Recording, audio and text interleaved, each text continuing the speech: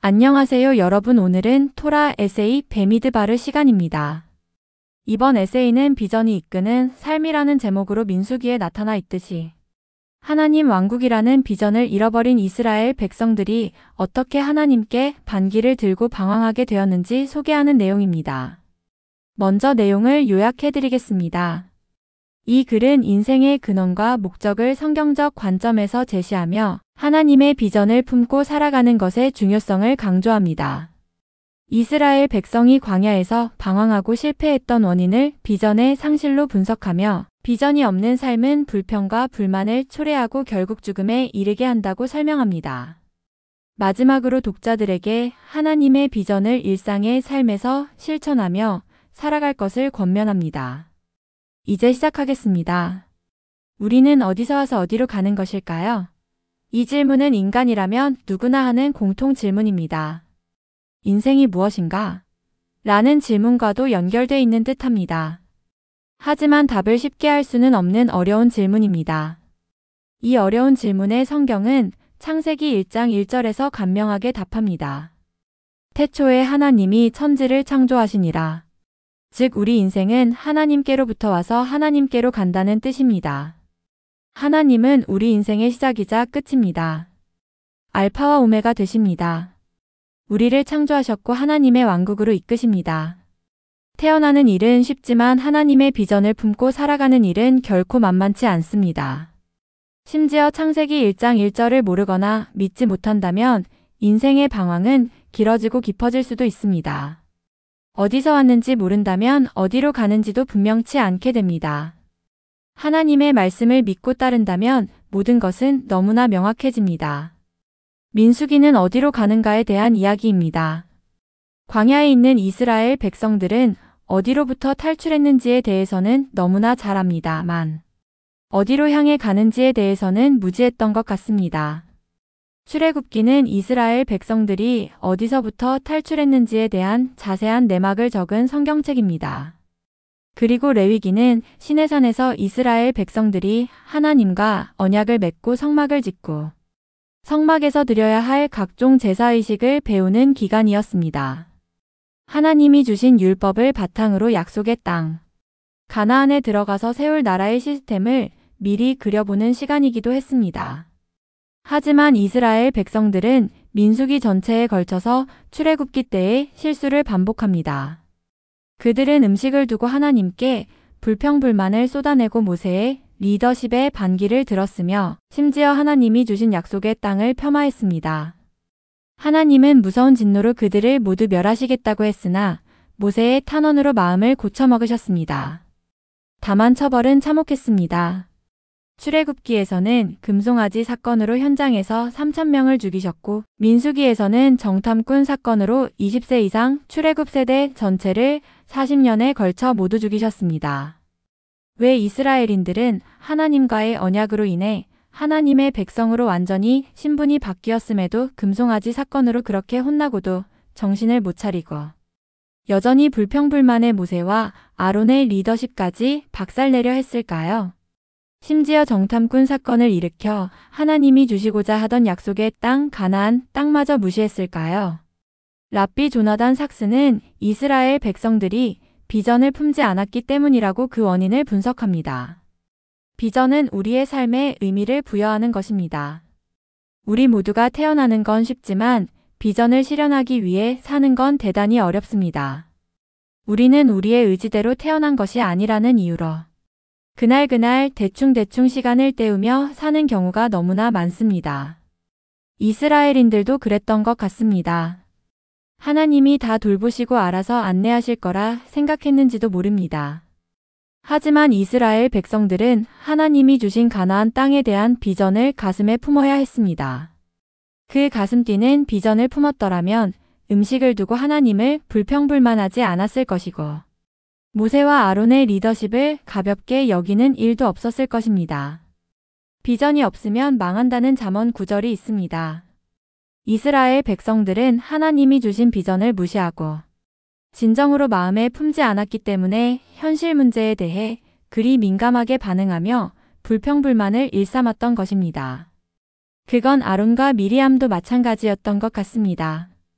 삼남매 리더십부터 많이 흔들렸던 것도 원인 중 하나로 보입니다. 모세는 쉽게 분노했고 아론은 우유부단했고 미리암은 험담의 죄를 저질렀습니다.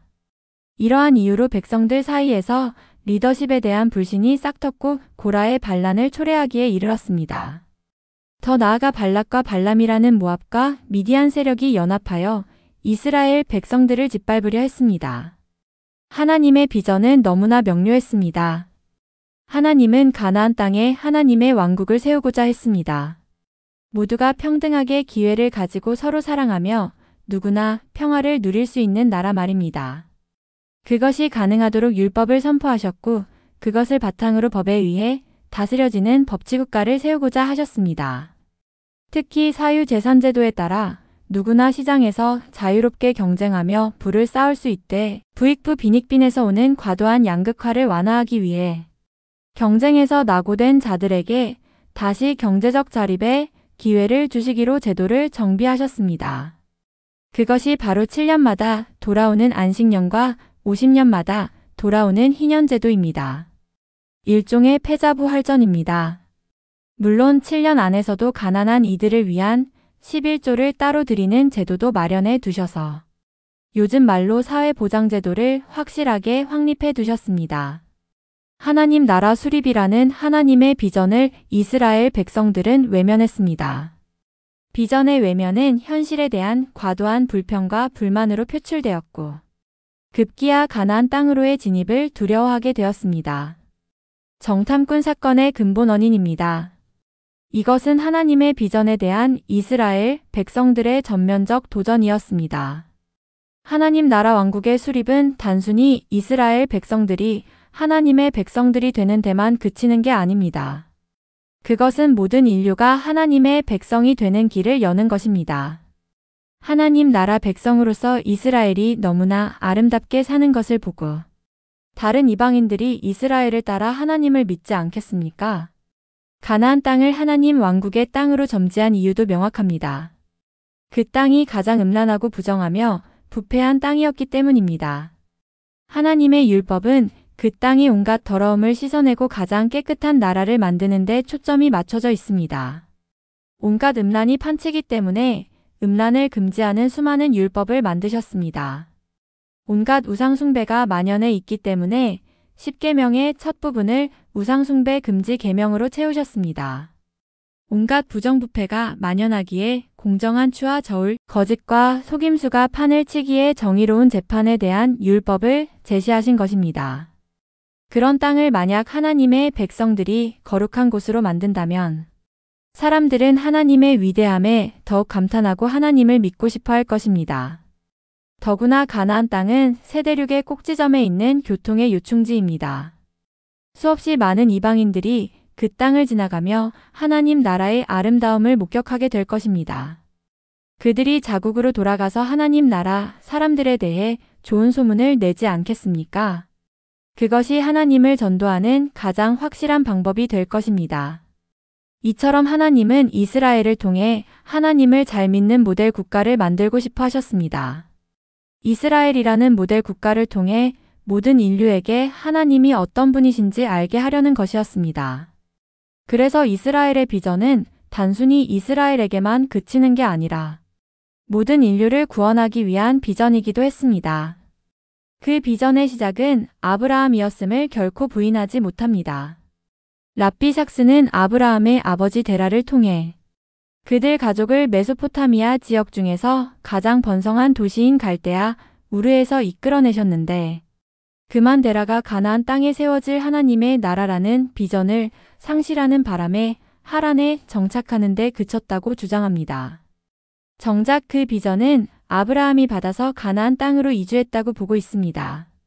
창세기 11장 마지막 부분은 아마도 출애굽 이후 이스라엘에게 벌어질 일을 축약한 건 아닌가 생각합니다. 비전의 상실은 곧 죽음입니다. 정탐꾼 사건 이후 비전의 상실을 확인한 하나님은 이스라엘 백성들을 더 이상 살려둘 필요가 없다고 생각하셨고 광야에서 태어나고 훈련받은 이들로 그 비전을 이어가고자 하셨습니다. 그리고 갈렙과 여호수아를 그 비전을 실현할 리더십으로 세우고자 했습니다. 우리는 비전을 품고 살고 있습니까? 각자의 비전이 삶을 역동적으로 만들고 있습니까? 만약 없다면 비전을 다시 찾고 되새기는 시간을 가지시면 어떨까요? 우리에겐 하나님의 비전을 품을 사명이 있습니다. 선교나 전도의 사명도 좋습니다만 일상의 삶에서 하나님의 말씀을 따라 사는 거룩한 삶에 대한 사명만으로도 충분합니다. 각자가 처한 입장에 따라 비전을 실현할 방법은 얼마든지 다양할 수 있습니다. 정직을 바탕으로 정의와 사랑을 실천하시면 됩니다. 직장에서 회사를 위해 일하고 동료와 협력하며 고객 서비스에 최선을 다하는 것만으로도 하나님 나라의 비전에 일조하는 것입니다.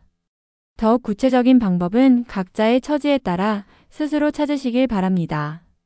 이 토라 에세이가 마음에 드셨다면 구독, 좋아요, 알림 설정 부탁드립니다. 여러분의 성원이야말로 더 나은 콘텐츠를 만드는 가장 강력한 힘입니다. 다음에 더 좋은 내용으로 찾아뵙겠습니다. 감사합니다.